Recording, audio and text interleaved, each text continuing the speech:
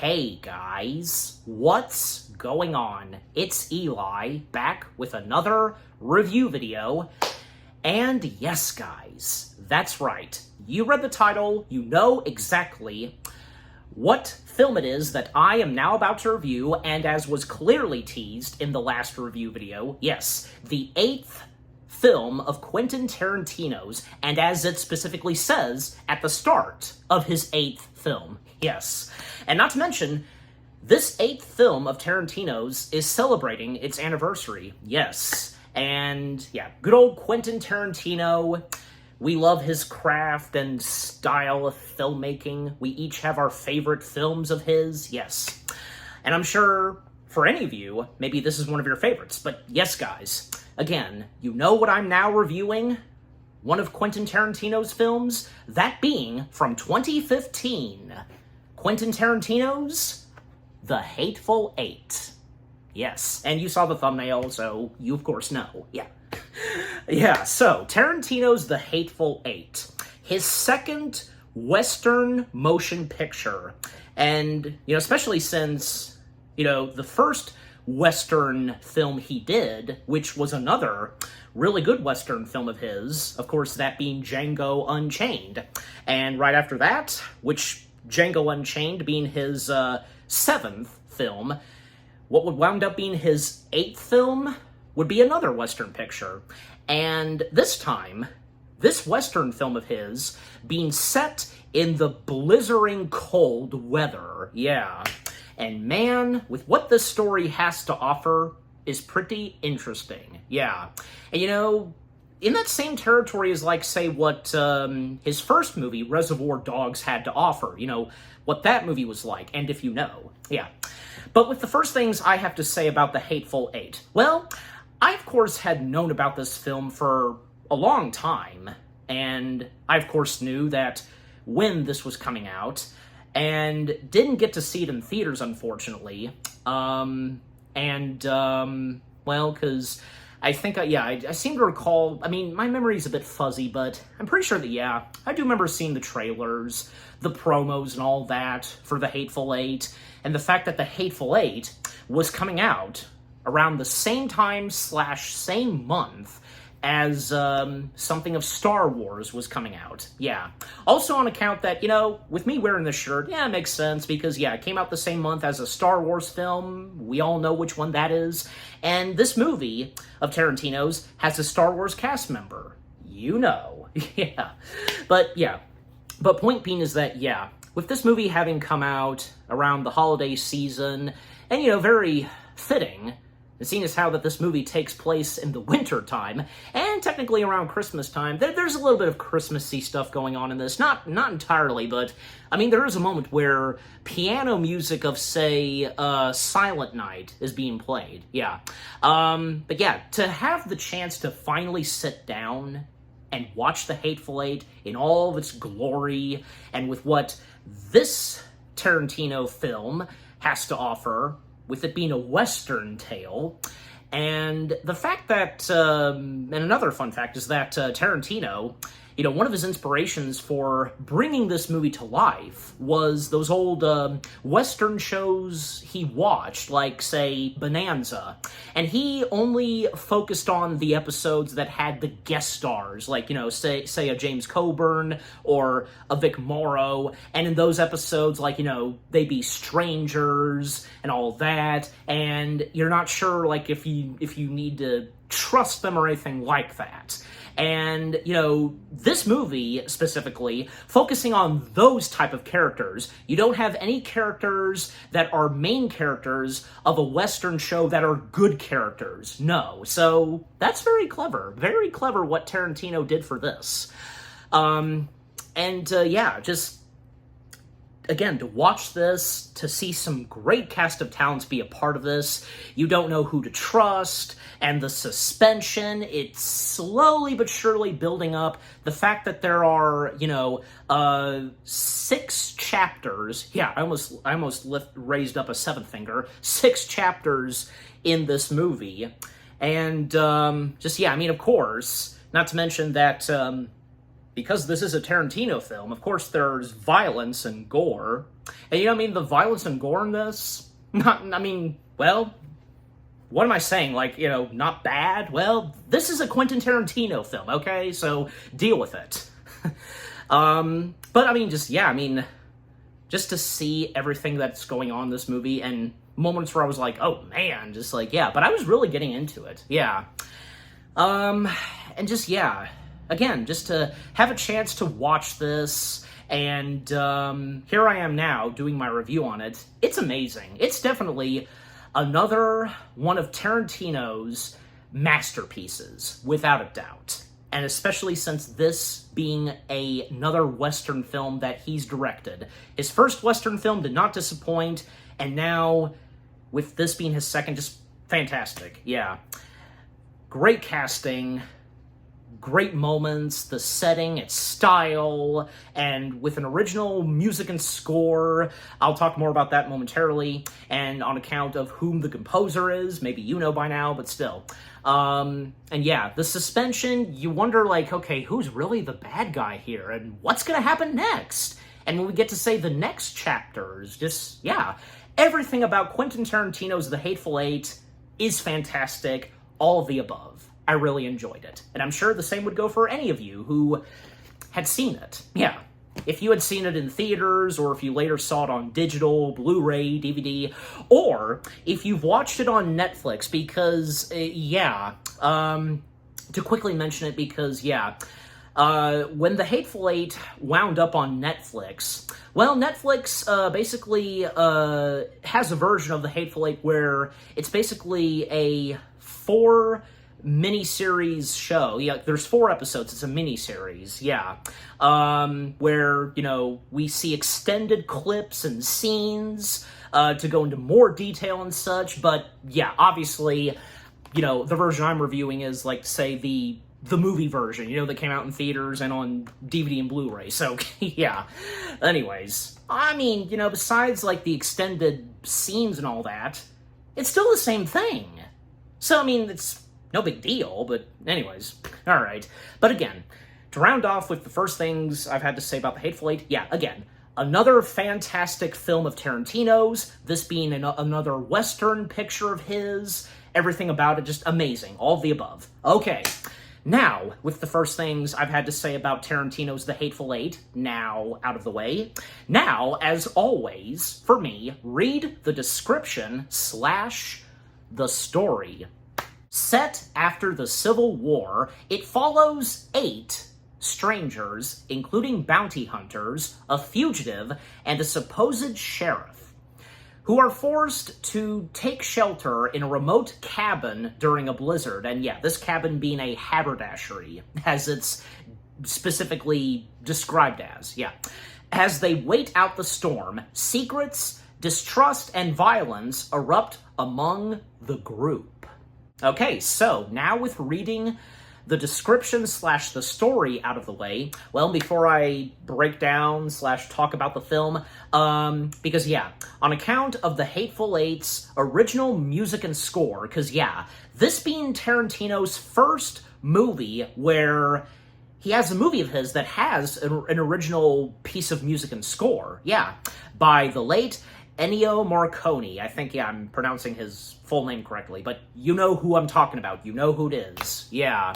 A legendary composer he is, and yeah, the movies that he did music and scores for, and not to mention, according to Tarantino, because he announced this, that Ennio was going to do some music for The Hateful Eight. He announced it at The Hateful Eight's Comic-Con panel, and pointed out that Ennio had not, The Hateful Eight would be his first Western film where he would do music and score, you know, after 40 years. This was his first Western film in 40 years where he did the music and score. And, yeah, I mean, the music and score that Ennio brought to Tarantino's The Hateful Eight, fantastic, of course. Not to mention, he would win an Academy Award for the original score. I do remember that. Me and my mom especially, when we watched the Oscars, it was very exciting to see that he won an Academy Award for that. Who'd have thought that, even for him, that he'd win an Oscar for some music he wrote for a Tarantino flick. Well, yeah. Which, of course, you know, Tarantino's Hateful Eight movie, fantastic, so, yeah. Anyways, and not to mention, one more fun fact, and then we'll now talk/break down the film. Because maybe some of you know about this, that apparently the script for The Hateful Eight was leaked out at one point, and Tarantino was very upset by this, and at one point was gonna cancel the whole project and not make it, but because the script got a lot of praise, even from the cast members whom being a part of The Hateful Eight, well, this managed to convince Tarantino to still proceed on with bringing this Western flick to life. And yeah, it's a good thing he did, because we would have missed out on another fantastic Western flick straight from the mind of Tarantino, his own Western film. Yeah. So, I mean, yeah, it's great to see that, you know, despite having the script be leaked, which, of course, it is a bad thing, still, it's a good thing that Tarantino still made this masterpiece. Yep, and which, again, this marking his 8th film. And again, as it says at the start of this film. Okay, and there's another fun fact I want to mention, but I'll wait until I'm done talking/breaking down the film, because this is something that comes after the movie, like when it's out in theaters, but until we get there. And it has to do with this, but maybe you know, but, you know, when we get there. Okay, so, here we go now. Talking/breaking down the film itself. Yeah. Okay, so, well, yeah, again, as I said, you know, and with the opening credits, because, yeah, again, it says that it's the 8th Quentin Tarantino film, and the opening credits are very nice, and with a few tombstones shown, and then we start with Chapter 1, which being titled Last Stage to Red Rock. So, again, post-Civil War in Wyoming, we have Major Marcus Warren being played by, and yep, as I said, a Star Wars cast member, Samuel L. Jackson himself. And yeah, and The Hateful Eight being Samuel L. Jackson's sixth Tarantino film that he's been in. Yeah. And yeah, because we all know, because Samuel L. Jackson, he's been fantastic in all of the Tarantino films that he's been a part of. You know, starting from, say, Pulp Fiction and from there on. Yeah. Pulp Fiction, Jackie Brown, etc. Yeah. Anyways, so, you know, he's out in the winter, and, you know, he's got 3 lifeless bodies that he's going to take up to Red Rock. That's his destination. And just so happens that he comes face to face with a stagecoach that is also making its way to Red Rock. The coachman being O.B. Jackson. Yeah, I got the last name right. And O.B. being played by James Parks. Yeah. And, you know, Warren asks O.B. if he can take a ride on the coach, because he, too, is making his way to Red Rock. And unfortunately, his horse had to be put down and such.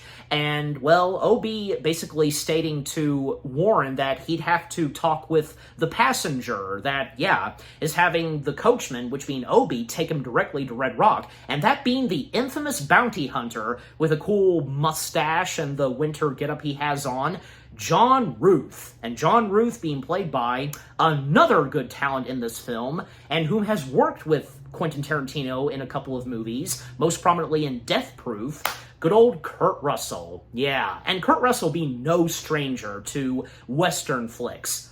Tombstone, most prominently, duh. So yeah, and if any of you have seen Tombstone, definitely do so.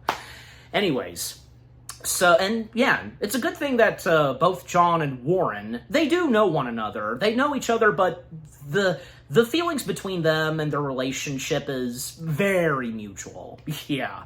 And because, you know, they're both bounty hunters, and, yeah, kind of, it's mixed. They're mixed with, you know, getting along, and if they can trust one another. Like I said, very mutual between both of them.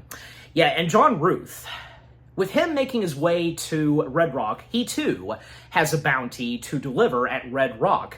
This criminal, which being Daisy, and whom has a black eye, and she's handcuffed to Ruth. So yeah, in case John, wouldn't have Daisy try to run away or do something, yeah. And Daisy, being played by another good talent in this film, Jennifer Jason Leigh, yes. And yeah, because Jennifer Jason Leigh, who plays Daisy, yeah, she's fantastic, and the more that we see of her and what Daisy's like, just, yeah. Yeah, and the chemistry between her and John, especially when they're both being handcuffed, is very amusing, yeah. But anyways, so, yeah, I mean, John, making sure that Warren doesn't try to pull something. He has Warren take out his pistols and all that, hand them over to OB, and, after they do some talking, yeah, Warren would then join for the ride, making their way to Red Rock. But before they do so, they're gonna have to take shelter. They're gonna have to take shelter at a cabin, which being a haberdashery, Minnie's Haberdashery, as it's specifically called. And yeah, so through conversations between each of them, and at one point, John asks Warren, if he can see a letter that Warren has that comes specifically from Abraham Lincoln himself. Because apparently, and as the film would establish at times, apparently Warren and Lincoln, they were pen pals. Or so he says. I mean, there are a couple of characters that don't really buy it. Yeah. And when reading it and having Daisy read it, well, Daisy at one point being very rude, she spits on the letter. This triggers Warren. He punches her, which sends her flying out of the coach, and with her, Ruth, because they're both handcuffed. Yeah, and Chase, because poor Daisy. Well, I mean, she's a criminal anyways, but still, the gal getting abused and beaten up by Ruth sometimes, just getting her to shut up and just all that, Yeah, and basically, she will, when she gets to Red Rock, and if so, more likely, she will be executed by the neck. Yeah, because she had committed murder and so on. But there's more to Daisy that we don't know of just yet. But we will get there later on. And yeah, then, because when Warren has Obi stop the coach, he goes to check up on John and Daisy. Well, at one point, there's a stranger, a little bit off to the distance, shouting out, hey, because it seems as though that this guy, he wants to catch a ride on the stagecoach as well. And John, he has Warren put handcuffs to himself, and just in case, so if he's not, involved and in connection with the stranger that's approaching them, and most prominently Daisy. So, yeah. But overall, I mean, because, Warren, he obeys, he's not going to do anything, and he goes along with what John asks him to do. So, yeah. Okay, so that's it on Chapter 1. Now we come to Chapter 2, which being titled, Son of a Gun. Yeah, I had to say it like that. Yeah, Son of a Gun. Okay, so yeah, again, Chapter 2, Son of a Gun. So, by now, we are introduced to the next character, and whom we saw at the end of Chapter 1, who spotted them, calling out to them. It's the new sheriff of Red Rock. He claims to be the new sheriff, Chris Mannix. And Chris Mannix being played by another good talent in this film. Well, yeah, this movie has a lot of great talents. Tarantino knew what he was doing, and as I said earlier, yes. Okay, so overall, Sheriff Chris Mannix being played by Walton Goggins. Yes. And, well, I mean, of course, great actor like Walton Goggins, perfect for any Western flick or anything, right? Anyways, so he approaches them, and he too making his way to Red Rock, because again, he's supposedly the new sheriff. And just so happens that he does recognize both Warren and Ruth, but doesn't recognize Daisy. And because he's to be the new sheriff, he will give each of the two bounty hunters the reward money that they will be claiming because of the bounties that they've collected and so on. Yeah, because with Warren, those 3 dead bodies that he recovered, and Ruth, well, he's got Daisy, so yeah. And Ruth mentions to Warren that Mannix was a part of the Mannix Marauders. Yeah, I think I said that right.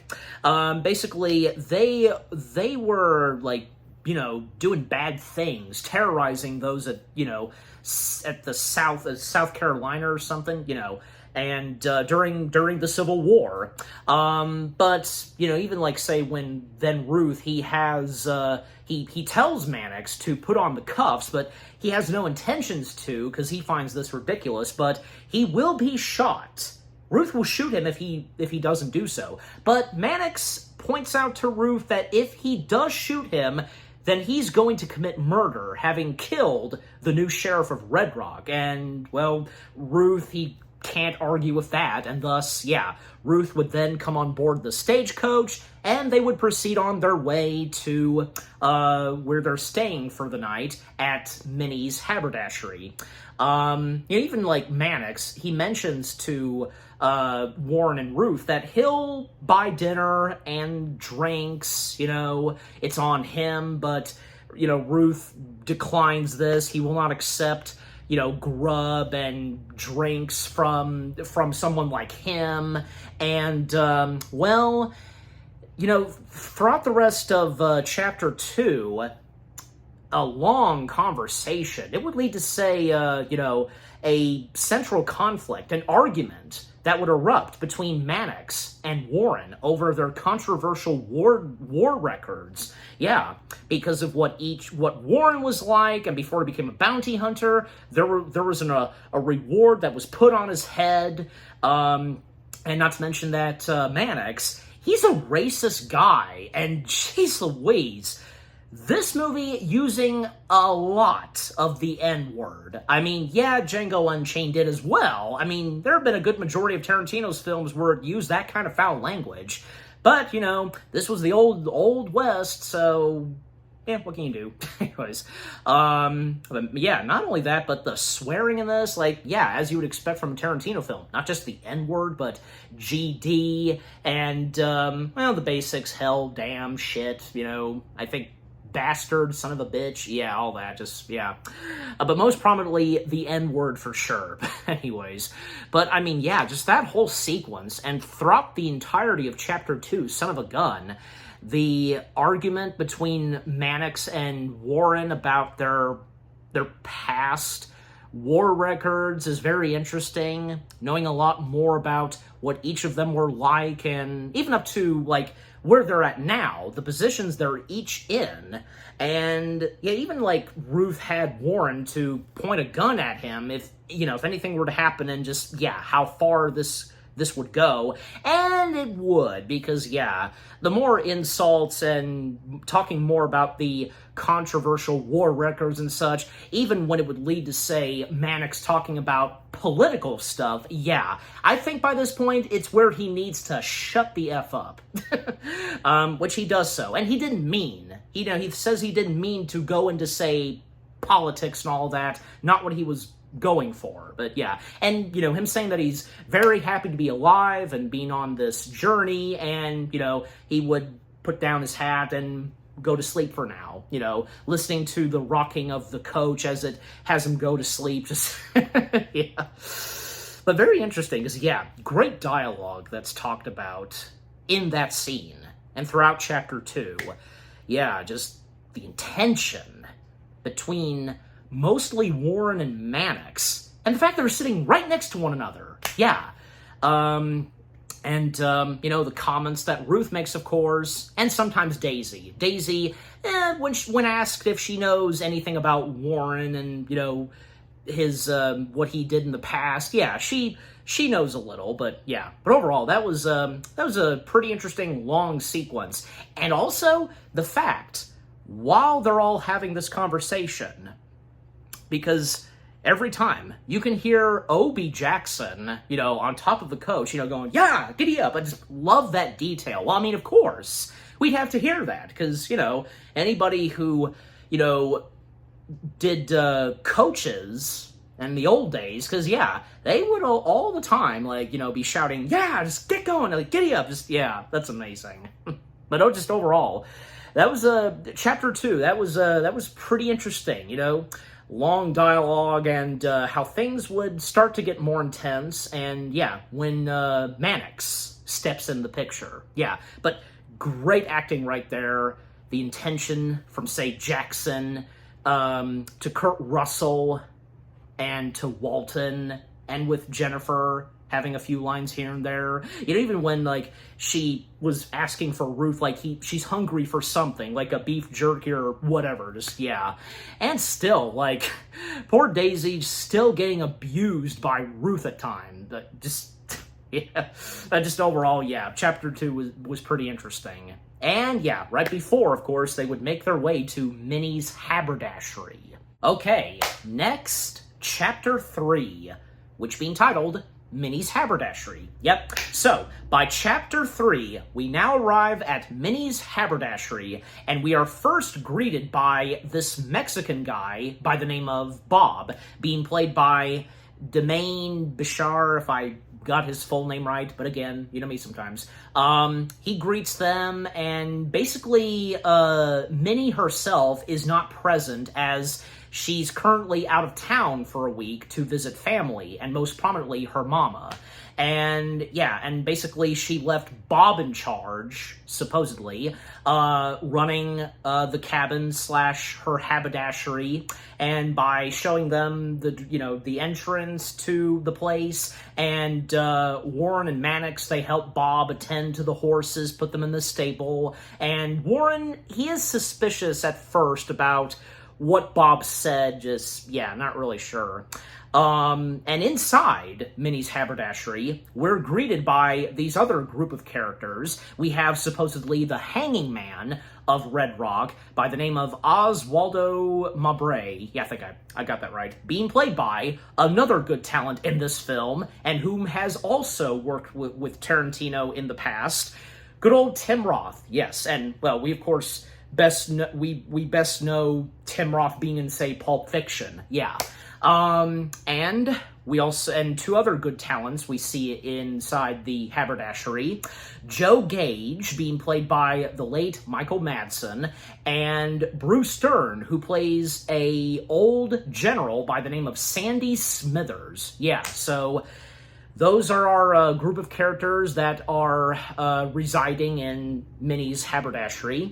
And, Oswaldo introducing himself as the hanging man of Red Rock. And, yeah, obviously will proceed with the whole thing of Daisy being sentenced to hanging and such. Because, well, he's the hanging man. And even say at one point when attending to the horses, Warren asks Bob, but more about, like, say, Daisy and her not being here, and with what Bob explains, just, yeah, still not really sure about this. And even when, yeah, the more we get, at first, of Ruth and Daisy inside of the haberdashery, well, tension would start to build up slowly but surely, because, yeah, when Ruth interacts with each of them and getting to know what they're like. And, yeah, I mean, it would lead to Ruth believing that they're ganging up on him and going to ambush him, and makes it clear to everyone in the haberdashery that he intends to deliver Daisy at Red Rock alive, not being killed before arriving at Red Rock. And even having everybody inside of the haberdashery turn over their weapons and such. And having O.B., because, yeah, O.B. also had helped Mannix and Warren and Bob with the horses. Ruth has O.B. take the weapons of everybody in the haberdashery to the outhouse. Not to mention they've placed ropes so they can follow the trail, the path of the rope to the outhouse when they have to do their duty at the outhouse. Yeah. And later on, and to speed things up some, and with Chapter 3, because, yeah, then they would have a feast, and it would be brought up at one point, once again, about Abraham Lincoln's letter to Warren, supposedly. that would be brought up, and yeah, because by this point everybody has got to meet one another, and well, apparently Warren says that the whole thing about him having a letter from Abraham Lincoln was a flat-out lie. Ruth being upset by this, Mannix and Daisy laughing about it, and Ruth basically pouring soup, like tossing soup in Daisy's face, because yeah, they're having soup, and that soup being hot, so yeah, poor gal, but technically that's what she deserves. And yeah, Ruth being upset when he found out supposedly that it was all a lie, that the letter that Warren has from Lincoln is not from Lincoln himself. Or is it? That's the thing. And, you know, the fact, because, like, it would lead to where, you know, the whole thing of, like, you can't trust a black guy because, you know, they're liars and all that, and, you know, black folks in America, that kind of subject that's brought up and such, just, yeah, still, the more intention that builds up, and, again, with each of them in the haberdashery, just not really trusting one another. And also, the whole thing of Warren having a letter straight from Lincoln, well, that was basically Warren's way to be on the coach with Ruth on their way to Red Rock, but, you know, for now, going to Minnie's haberdashery first, then proceeding on, and Mannix, you know, congratulating Warren on that, and that being like a dirty trick and such, yeah.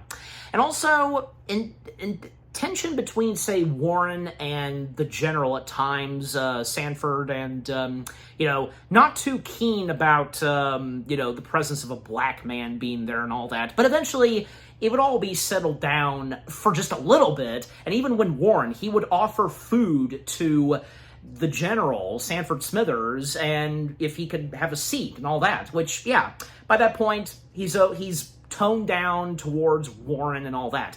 But then it would build up again when Warren basically establishes to the general that, and because, yeah, something where he was doing bounty hunting business, he basically was responsible for having killed his son, Chester Charles Smithers, and Chester being played by Craig Stark. And, well, I mean, Craig Stark as the general's son, I mean, he doesn't have that much, but just for this specific moment where, yeah, we get a story from Warren about what he did to the general's poor son. Before he would finish off Chester, he would have Chester be butt naked, just in shoes, walking in the snow for 2 hours.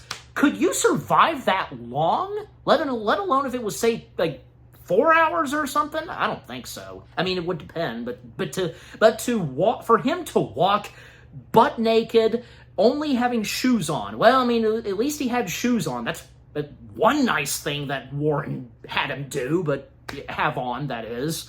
And not to mention, we not only see the back of him, his butt cheeks, but we can see front and center, yeah, his junk and all that. Jeez Louise. At least it's from a far distance.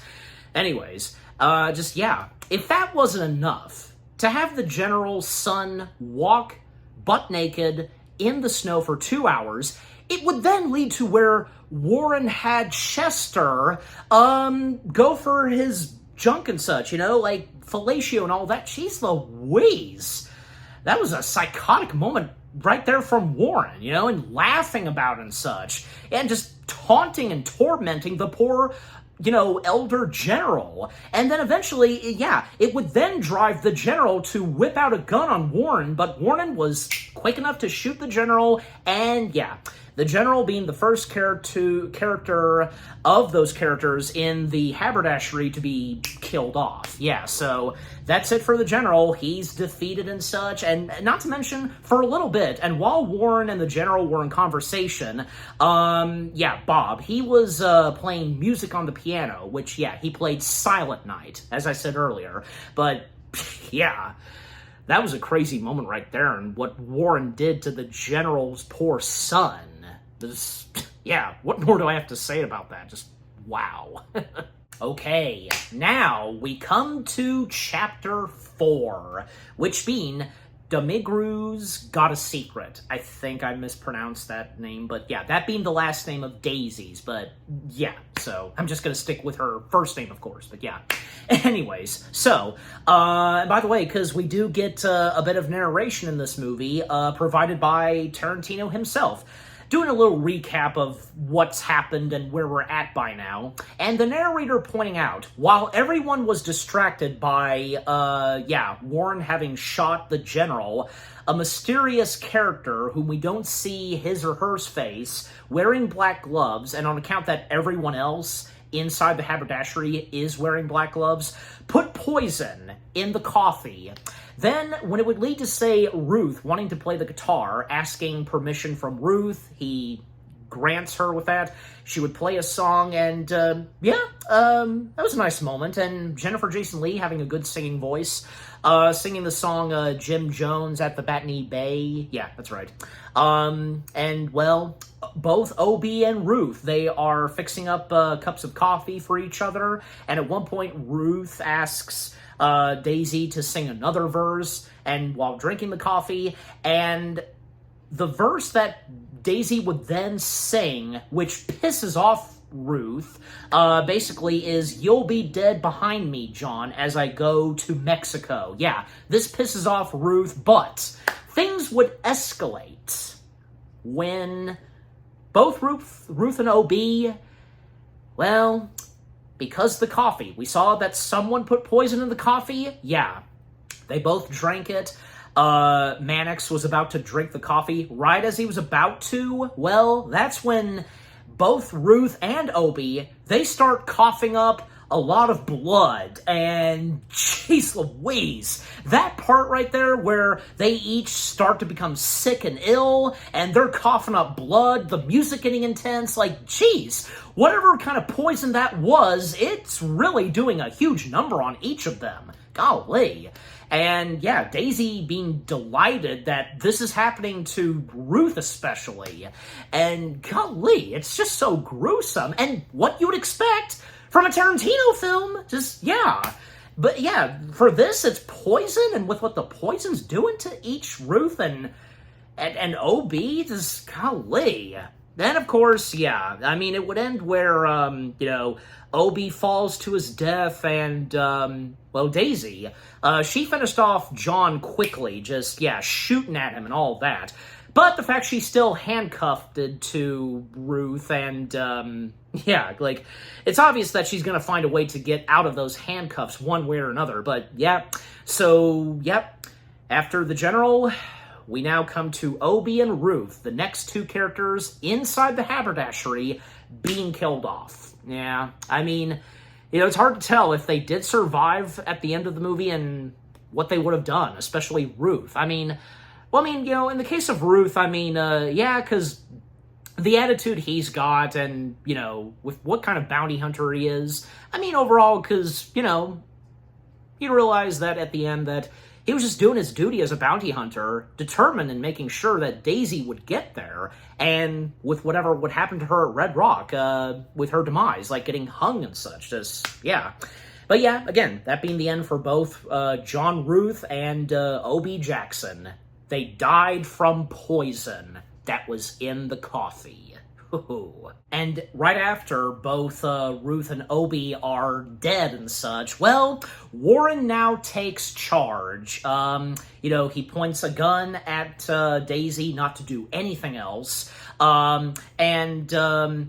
now trusts Mannix, and seeing as how that Mannix, he was about to take a sip of that coffee, so clearly he would have not been the one to put the poison in the coffee. Just, yeah, the way he was about to drink it and how he reacted to what was going on, he got rid of the coffee. Yeah, clearly it was not him. So he's okay and innocent, supposedly. But yeah. So again, Warren taking charge, and even at one point, yeah, he takes the keys that unlock the cuffs that are attached to her and the now lifeless body of Ruth, throwing them in the fireplace, so yeah, determined to make sure she cannot escape. But she's still gonna find a way anyways, yeah, sometime later. And yeah, Warren has all of them go up to the fireplace, like by the wall, facing it, and yeah, because yeah, he has a good feeling that one of them is the murderer. However, when he turns the attention to Bob, well, he knows that Bob as well could not have been the one to put the poison in the coffee, since he was right there, playing the piano, but notices and realizes that there's more to this. There's no way that Minnie is out of town, visiting family, most prominently her mama. And the fact that there had been more victims in the haberdashery, and, on account that probably Minnie having not been out of town for a week and, her being murdered, yeah, because there were other murder victims. Like, there was a gentleman by the name of Sweet Dave that was mentioned at times, and Warren figuring out and realizing that, yeah, taking some covers off of the chair that he sat, and beside him was, where the general sat, there's a blood stain on the chair, and suspecting that, where Sweet Dave sat at, he was killed, and so on. And when going into detail and such, and when turning the attention to Bob, and, with what Bob said when they first met Bob, as they first arrived at the haberdashery, Bob saying that Minnie left him in charge with everything of the haberdashery, but clearly to Warren, that's utter bullshit. Yeah, they do say that a couple of times. Utter bullshit and all that, And, this would lead to Warren having killed Bob. And, because he shot him in the chest and all that. But if that wasn't enough, Warren shoots him in the head and his head explodes. Golly. Again, the gruesome in Tarantino's movies for you. So, yeah. And now it just comes down, because, that's the end and demise of Bob. Now all that's left besides, the new sheriff, Mannix, all that's left inside the haberdashery are just, say, Joe Gage and the hanging man, supposedly, which, of course, being Oswaldo. However, things would once again escalate when someone below the floor pads and such, would shoot right directly where Warren is standing, right in the crotch. Oh, man, that would hurt like hell, pretty much. Yep, it sure does to poor Warren. He gets shot by whom we hadn't seen until now, whom basically had been hiding underneath the haberdashery all throughout that same day. Yeah, so he shoots Warren right through, the floorboards, and, shooting him in the crotch. His balls are damaged, and then Oswaldo would go for firing at each of them, both Warren and Mannix, and, it turns out that, Oswaldo and Joe Gage, they're involved in this. They, too, are bad guys, and along with whom is beneath the floorboards. So,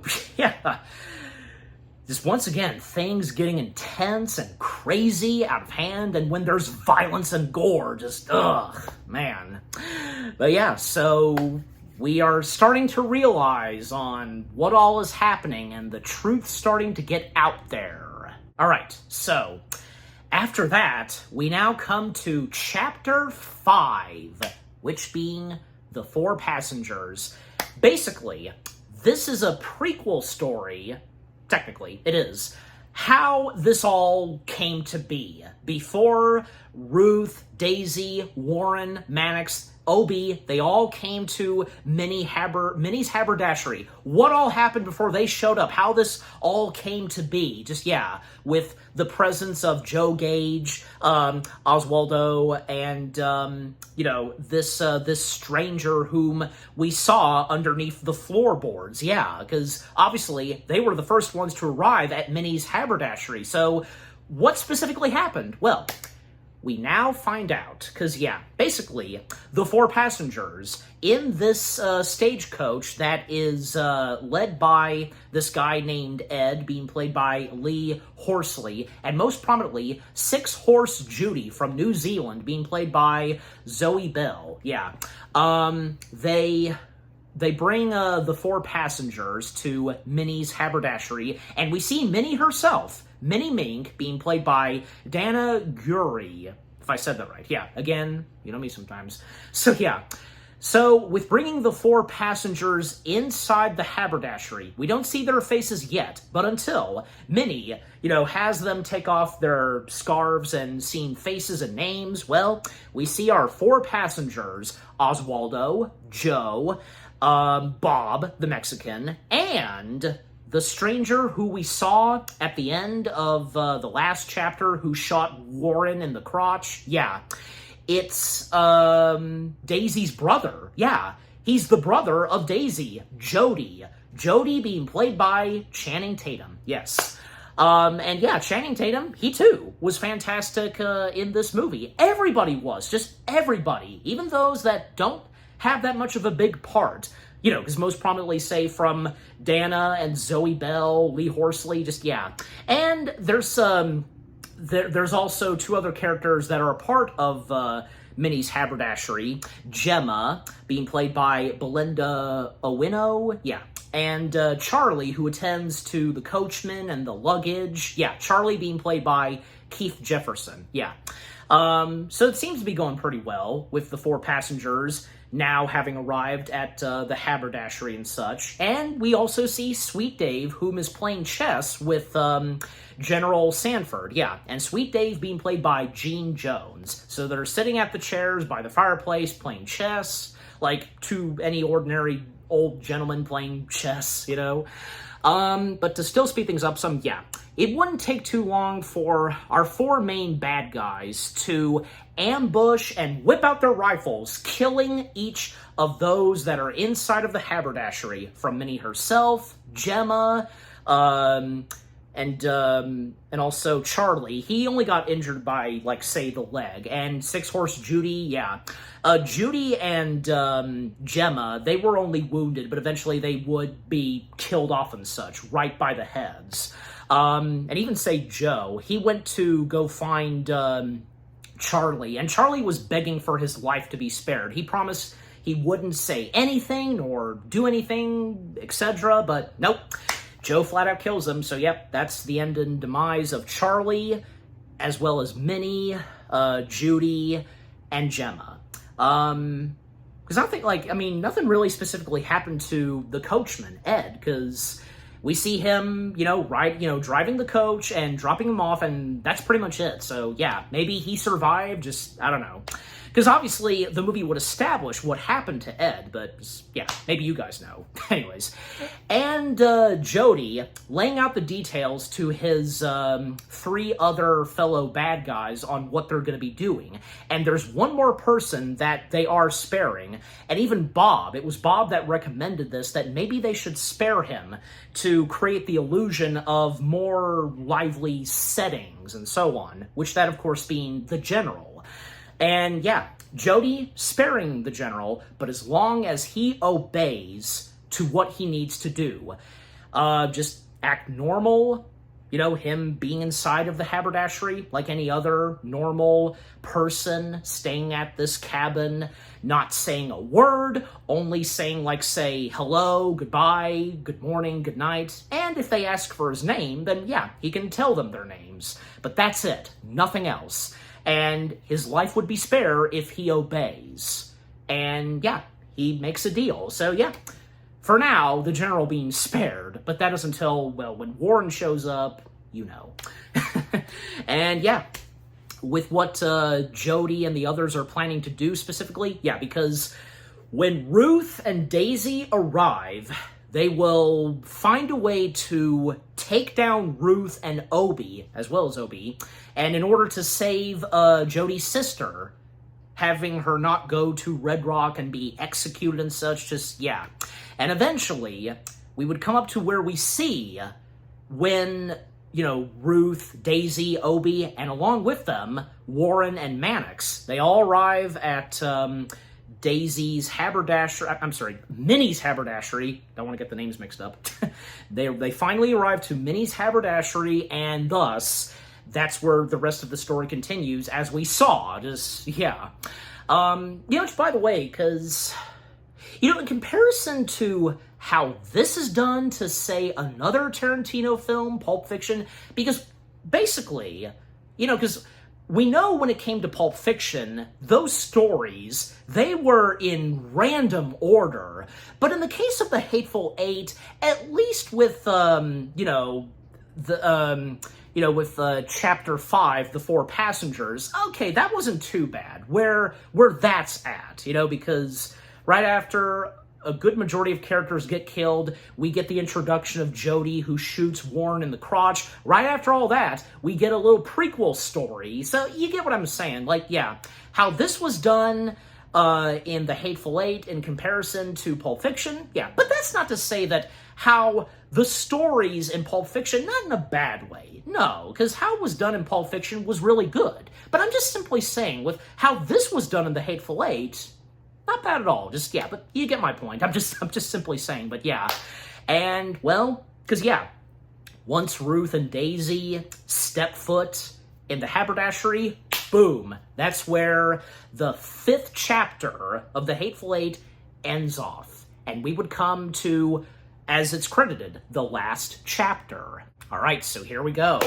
The 6th and final chapter, the last chapter, as it says, which being titled Black Man, White Hell. Yes. So, in the last chapter, Black Man, White Hell, well, we come back to the present. By this point, yeah, Warren being very severely wounded and such after being shot, by the crotch, and, he's in bed, and even Mannix, having been wounded as well. And we even see Mowbray, Tim Roth's character, being wounded as well. He's in the same chair as the general was. Joe Gage, he's okay, and Daisy, well, still being handcuffed to the lifeless body of Ruth. And at one point, they call out to Jodie to come out of the floorboard and to show his hands, throw his 2 pistols, and yeah, showing his face, and well, a nice little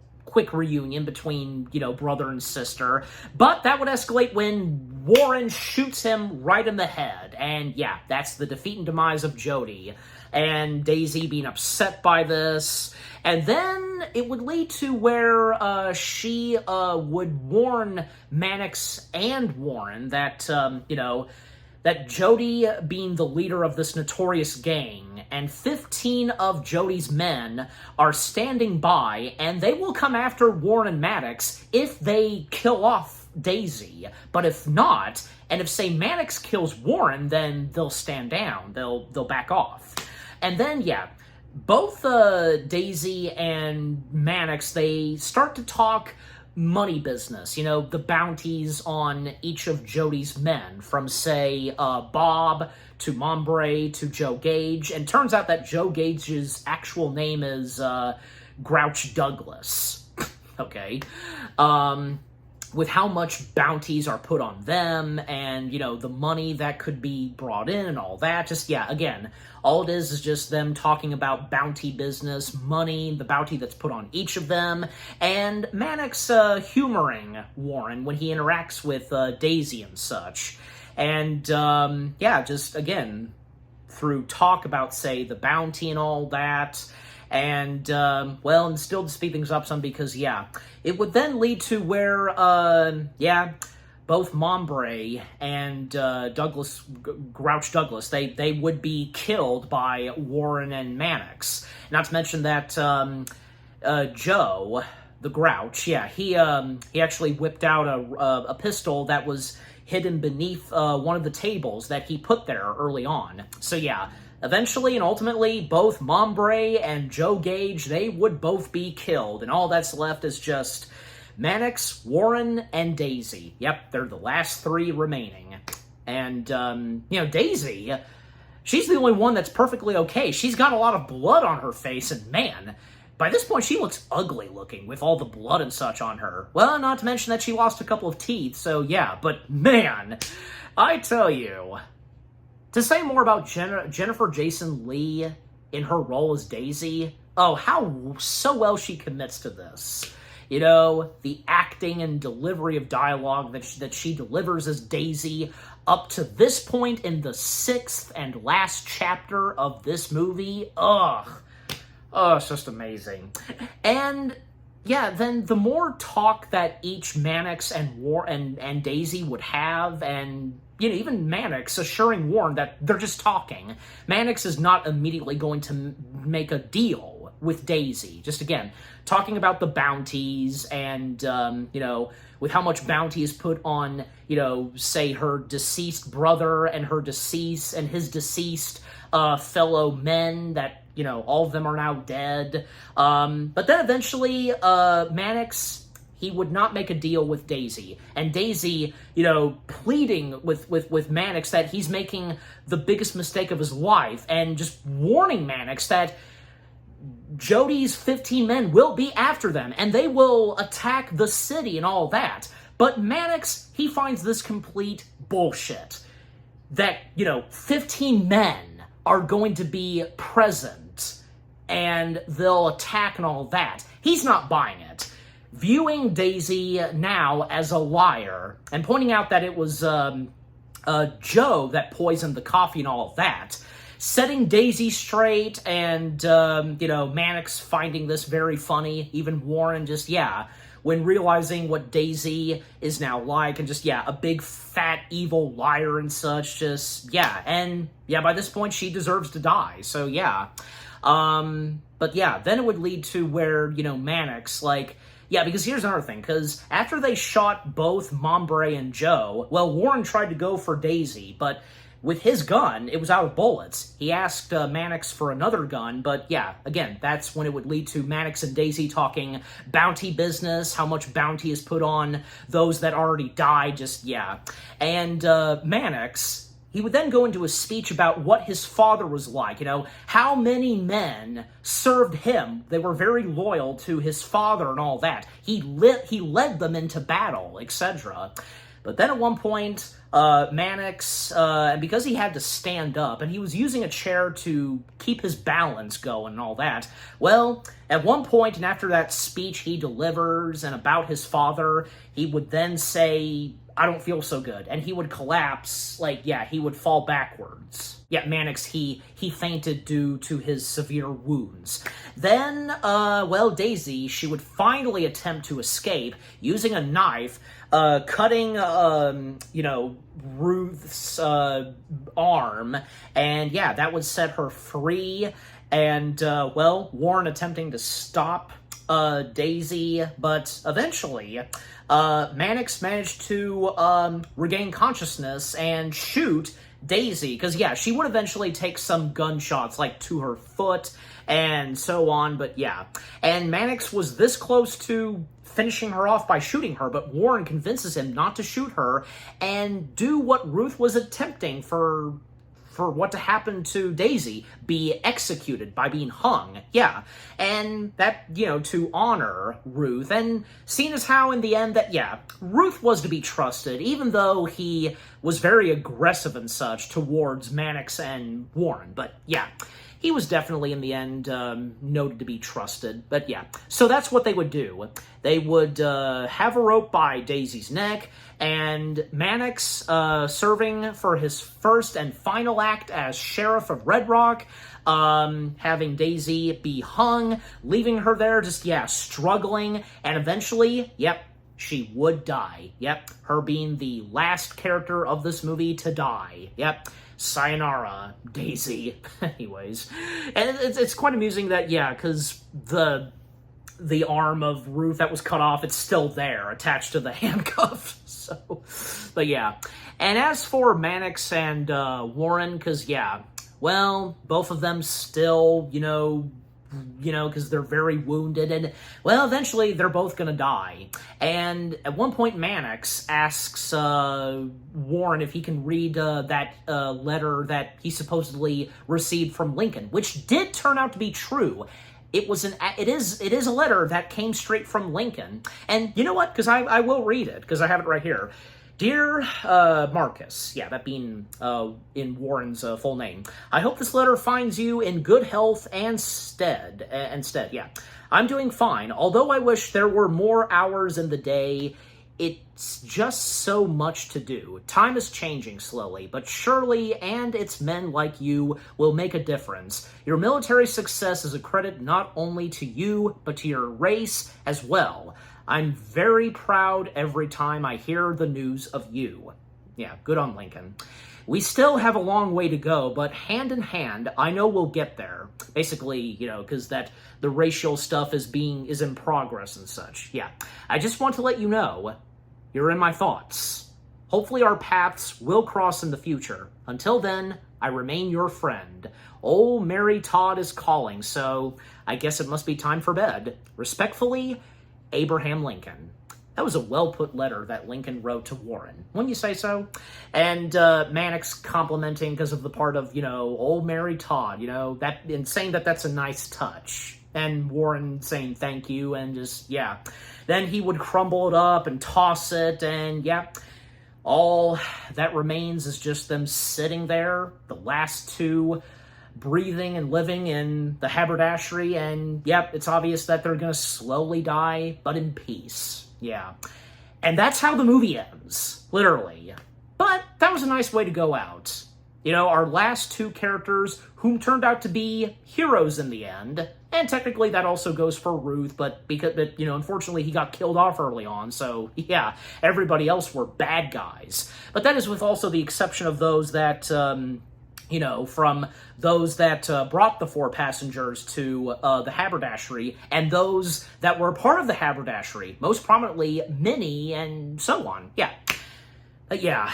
And the closing song that plays, which, yeah, the name of the song, yeah, because the name of it, it was, yeah, you know, now you're all alone. Yeah, because that's it. Yeah.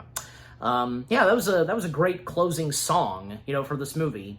And, you know, another thing is that, yeah, even though, because this movie has an original score, there are a few times that, yeah, some songs would play, in this movie. But, yeah, overall, it was great to see that an original score by the late, great, Neo. It was awesome. Yeah.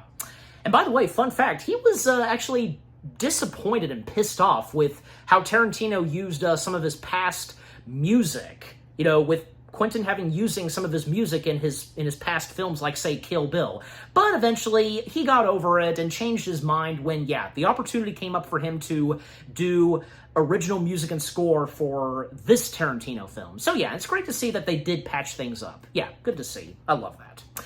But, yeah, Quentin Tarantino's 8th film, The Hateful Eight. Hey, how fitting is that?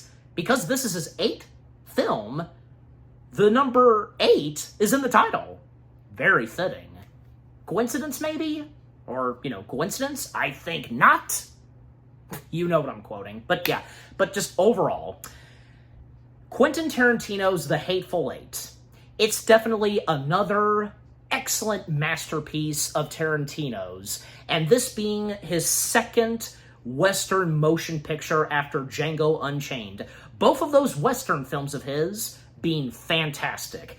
The Hateful Eight, everything about it from beginning to end, the storyline, the plot, the 6 chapters, great cast of talents from, say, Samuel L. Jackson, Kurt Russell, Jennifer Jason Leigh, Walter Coggins, Tim Roth, the late Michael Madsen, Bruce Dern, Zoe Bell, Channing Tatum, the list goes on. Everybody, the entire cast members, you know, total of 18 cast members that were a part of Quentin's 8th film. They did not disappoint. The time and setting, you know, set after the Civil War in Wyoming, and with the haberdashery, Minnie's haberdashery, being set in the winter time, and, you know, the way the movie was shot, the beautiful cinematography. And we all know when it comes to Tarantino, he loves, you know, doing cinematography in a specific way. And not to mention that, yeah, I almost forgot to mention this, you know, doing this in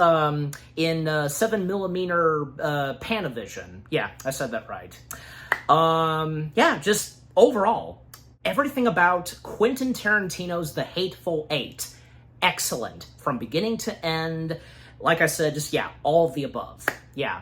And before I come to, like how many stars I give Quentin Tarantino's The Hateful Eight, as I mentioned earlier, now I bring this up because, the aftermath of The Hateful Eight and when it was released in theaters, and also on account with the shirt I'm wearing, because, maybe some of you know this. I find the story very interesting. One of my favorite stories to come from Tarantino, and he most prominently shared this on, on one of Howard Stern's shows. When he was on Howard Stern, around the time when The Hateful Eight came out. Basically, and if you know this, one of Tarantino's favorite, cinemas, and since he grew up in Los Angeles, it means something to him. The Cinerama Dome, because, obviously, because Tarantino, he showed many of his movies there at the Cinerama Dome. However, when it came to The Hateful Eight, unfortunately, it didn't go as planned, specifically. Star Wars Episode 7, The Force Awakens came in, they booted The Hateful Eight from, not being shown in the Cinerama Dome, and Disney having Star Wars be shown at the Cinerama Dome for the entire holiday season. And, my thoughts on this, it's like, I don't know, because, Howard and Quentin make a good point on this, because, all because of one theater, because, Disney had the biggest movie of that year, and, they're gonna have a tantrum about, like, no, we want you to show, you can't show this, like, this theater, like, come on, like, seriously, just one theater? I'm just simply saying, like, that's kind of, doesn't seem right, don't you think? Just, because it should have just gone as planned, because The Hateful Eight was, supposed to be shown, like, before or after Star Wars would be shown at the Cinerama Dome, and if you know how the Cinerama Dome specifically works, but that's a shame, like, I don't see what the problem was, and if maybe, like, if something could have worked out, but I just thought I'd share that, because that's one of my favorite stories to come from Tarantino, because it's very fascinating when you think about it, just, that kind of stuff, and with, what happened to Tarantino. But luckily, when it came to Tarantino's, having trouble with the fingers, like his 9th film, which of course being Once Upon a Time in Hollywood, when that happened, this time he had success with having it be shown at the Cinerama Dome, because it came out in between, say, after Infinity War came out and before The Rise of Skywalker came out. So, that time he had good luck. So, where he was able to have a movie of his be shown at the Cinerama Dome, and even especially with how, he shoots his movie specifically, and with showing it, with those kind of film projections, those film screens that are at the Cinerama Dome, just, But it's a shame, just, again, if only things could have been worked out perfect, just, to those, like, whoever over Disney did that, just, like, that was kind of wouldn't you say, like, a dick move? I don't know, just, like, I don't want to go too much into this, and I'm not choosing sides. I'm just like, that's just baffling a little. When you think, just, anyways. But so, I just wanted to share that fun fact, and now that I'm done talking about it, so, how many stars I give Quentin Tarantino's The Hateful Eight?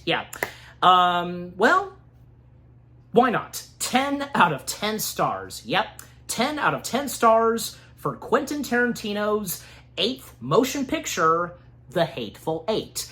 And what about you guys? What did you think of Quentin Tarantino's 8th major motion picture of his, The Hateful Eight? Did any of you get to experience this in theaters, or when it came out, later on, say on Blu-ray, DVD, digital, etc.? Have any of you checked out The Hateful Eight on Netflix, with it being a mini-series with, 4 episodes? Which version of The Hateful Eight do you prefer? The one that's on Netflix, or, when it came out in theaters and when watching it on digital, DVD, and Blu-ray?